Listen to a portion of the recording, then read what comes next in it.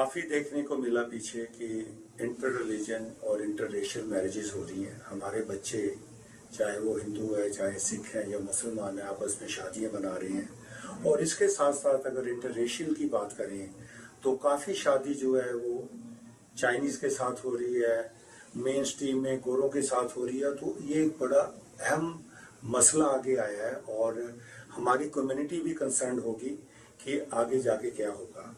आज हमारे शो में नीना शर्मा, जो कि एक प्रोफेशनल है, एक गृहिणी है, एक अच्छी सास है और इन्होंने इतना अच्छा रोल निभाया है इसको लेके, इंटर रिलीजन मैरिज को लेके। आज हमने चाहा कि इनके जो व्यूज हैं आपसे शेयर किए जाए। नीना जी, आपका स्वागत है। जस्टी, आपको बहुत बहुत धन्यवाद। आपने मुझे इस काबिल समझा कि मैं इस शो पे आऊं। और हारमोनी टीवी देखने वाले सारे दर्शकों को मेरी प्यार भरी नमस्कार, सत श्री अकाल और आदाब। नीना जी, आपने जो पीछे शादी हुई आपके घर और एक सास बनी और आपने जो रोल निभाया, वो एक्सपीरियंस थोड़ा सा हमारे व्यूअर्स के साथ शेयर करें। देखो जी, जो इंटर रिलीजन मैरिजेस की आप बात कर रहे हो, तो मेरे हिसाब से इंटर रिलीजन मैरिजेस में कोई प्रॉब्लम नहीं है अगर हम दोनों रिलीजन्स की रिस्पेक्ट करते हैं। सबसे पहले अंडरस्टैंडिंग, रिस्पेक्ट और प्यार होना बहुत जरूरी है और इस वजह से ही ये मैरिजेस सक्सेसफुल होगी। हमारे घर में जो इंटर रिलीजन मैरिज हुई है, I am so happy with it. I have no problem, like my daughter is nice, everything is perfect in my house, no problem at all. मगर इसके साथ साथ ये भी बताएं कि बेटी के पेरेंट्स और आप क्या कंफर्टेबल हैं दोनों में? बिल्कुल, हमारे बीच में शुरू में जरूर प्रॉब्लम आई थी शादी से पहले, लेकिन अब ऐसा कुछ नहीं है हमारे बीच में। लाइक हम लोग गैदरिंग करते हैं, उनके घर में ईद होती है, हम जाते हैं, हमारे घर में दिवाली होती है, वो आते हैं, तो एक बहुत म्यूचुअल अंडरस्टैंडिंग हो गई है। लेकिन थोड़ा सा पहले हमारे बीच में जरूर डिफरेंसेस आई थी शादी से पहले, लेकिन अब सब कुछ इतना नॉर्मल है कि हम लोग even birthdays, mother's day, father's day भी सेलिब्रेट टुगेदर। लाइक ईद भी हमारे बीच में एक कॉमन फेस्टिवल बन गई है, दिवाली भी हमारे बीच में एक कॉमन फेस्टिवल बन गई है। और नीना ये भी बताएं, हम तो रिलीजन की बात कर रहे हैं और इसके साथ कल्चर पे क्या असर पड़ा दोनों परिवार के? देखो जी, ये अंडरस्टैंडिंग की बात है अपनी अपनी। लेकिन मैं ये समझती हूँ कि हमारे घर में जैसे जो भी है, अगर हम किसी भी चीज को प्रॉब्लम बनाना चाहते हैं, उसको प्रॉब्लम बना सकते हैं। अगर हम चाहते हैं कि मेरे जैसे मैं, अब you know that I was a typical Hindu before that, right. 2 साल पहले मैं कुछ और थी, 2 साल बाद लाइक मैं टोटली एक डिफरेंट पर्सन हूँ। जैसे हमारे घर में नवरात्रि चल रही है तो एग्स नहीं आएंगे, नॉनवेज नहीं बनेगा। लेकिन जैसे मेरी डॉटर हमारे घर में आई, हमारे घर में कोई ऐसी प्रॉब्लम, किस तरह का मैंने कोई भी इश्यू नहीं क्रिएट किया। कि अगर मैं चाहती हूँ तो मैं लड़ाई करने को तो छोटी छोटी बात पे भी कर सकते हो। कहते हैं ना, हमारी पंजाबी में कहावत है कि भाई आटा गूंथते समय तुम हिल क्यों रहे हो, राइट। तो लड़ाई करनी है, कोई भी एक्सक्यूज बना लो। अगर शांति रखनी है अपने घर में तो आपके हाथ में है। आप कोई भी दुनिया की, वर्ल्ड की भी बड़ी से बड़ी प्रॉब्लम है ना, आप उसको सॉल्व कर सकते हो अगर आपको सॉल्व करनी है तो। और सास और बहू का रिश्ता तो बड़ा नाजुक है, उसके निभाने के लिए आपने क्या किया और हमारे दर्शकों क्या कहना चाहेंगे? देखो जी, जो बेटी एक अपना घर छोड़ के आती है, उसके माँ बाप, उसका जो वहाँ का कल्चर होता है, वो 20 साल 25 साल अपने माँ बाप के घर में नहीं होती है। और ये बहुत बड़ी हिम्मत चाहिए उसके लिए। लड़की को भी एडजस्ट करने में बहुत प्रॉब्लम आती है और इन लॉज को भी आती है। लेकिन आपको उस बेटी को थोड़ा सा वक्त देना पड़ेगा कि उसको भी उस माहौल से निकल के इस माहौल में ये एडजस्ट करने के लिए टाइम देना पड़ेगा। उसने भी बहुत अच्छे से एडजस्ट किया। मैंने भी आज तक हमारे बीच में कभी ऐसा नहीं हुआ कि मैंने उसको किसी चीज के लिए फोर्स किया हो कि तूने ये करना है, जब मेरे को ये चाहिए तेरे से, ना उसने कभी मेरे से किया।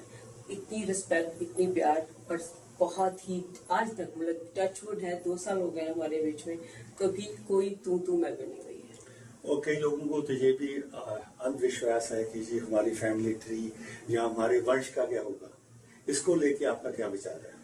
देखो जी, हम अगर आज मर जाते हैं तो किसने देखा है कल, राइट। उस कल के लिए अपने आज को बिगाड़ लो ये सोच के हाय हमारे बच्चे क्या करेंगे, ओ हमारे पोता जो होगा, जो हमारी पोती जो होगी, उसका हम क्या नाम रखेंगे, उसको हम क्या करेंगे, वो बच्चों पे छोड़ दो, राइट। तो उनकी अपनी लाइफ है, let them live their life. मेरे दिमाग में भी शुरू में लोग ये बातें डालते थे, उनके बच्चों का नाम क्या करेगा, ये क्या होगा, ऐसा कैसे होगा। तो मैंने उनको यही बात की। मेरी एक फ्रेंड ने मुझे कहा, चाहे वो मुंडन सेरेमनी करे, चाहे वो ना करे, क्या डिफरेंस पड़ता है? ये हमारे दिमाग में, हमारी सोच है। अपनी सोच सीधी कर लो, आई थिंक सारी प्रॉब्लम सीधी हो जाएगी।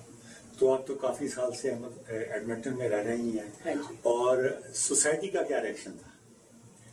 मेरे को सो फार कोई ऐसी प्रॉब्लम नहीं आई है सोसाइटी की वजह से। सोसाइटी को हम जिस तरह से अपने आप को रिप्रेजेंट करेंगे, सोसाइटी आपको वैसे ही एक्सेप्ट करेगी।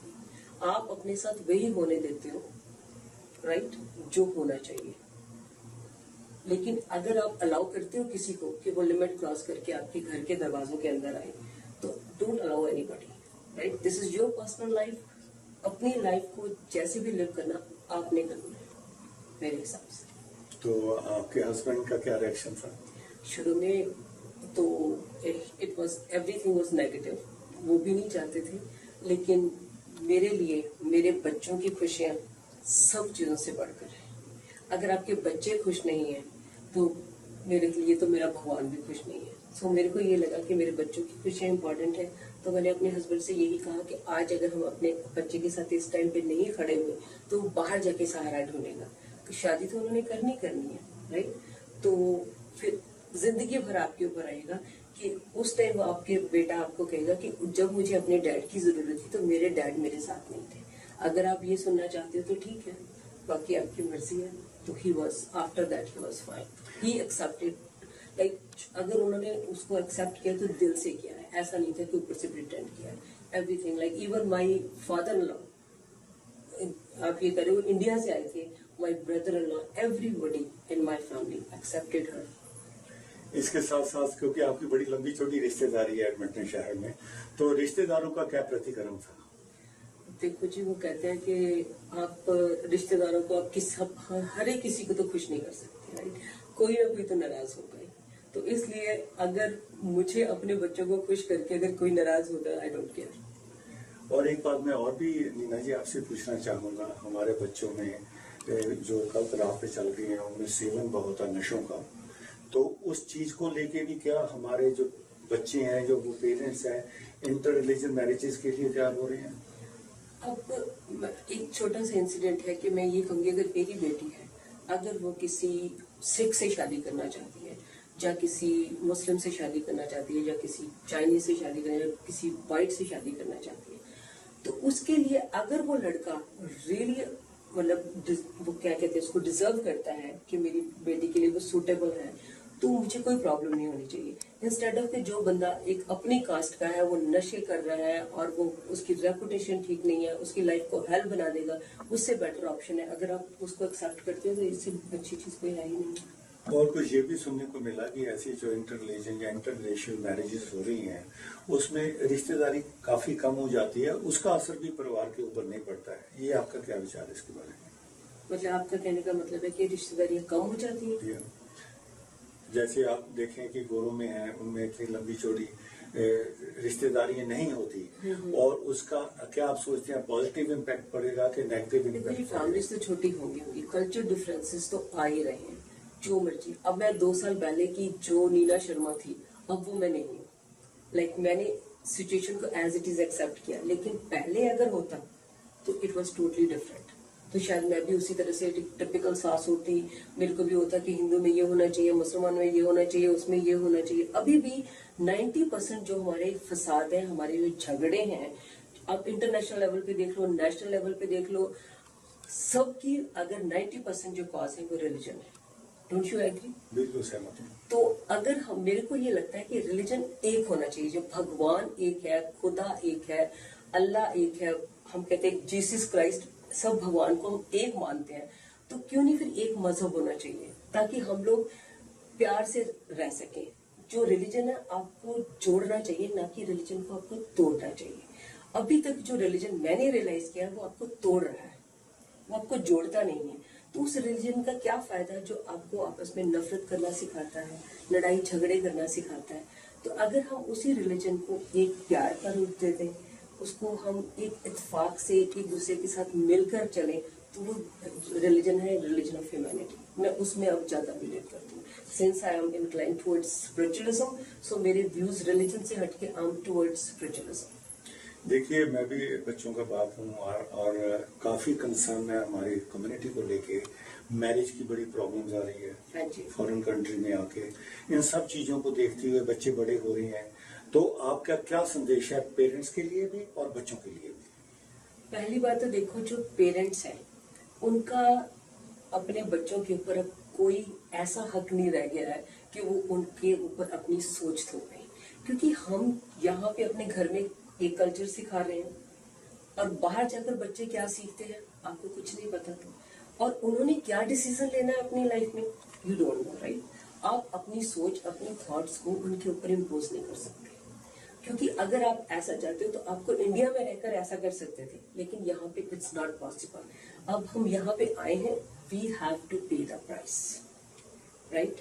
और जो बच्चे हैं उनको मैं यही कहूंगी कि अगर अपने कल्चर को संभाल के रख सकते हो तो it's the most important thing, right.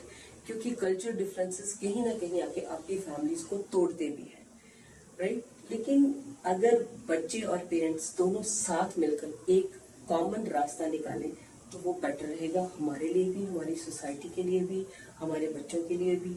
और बाकी कल्चर डिफरेंसेस तो होते ही हैं, चाहे हम जितना मर्जी जाने, क्योंकि हमारी सोच ऐसी है।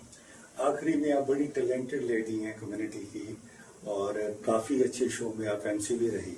आप कुछ मैसेज गा के या कुछ सुना के दीजिए हमारे व्यूअर्स को।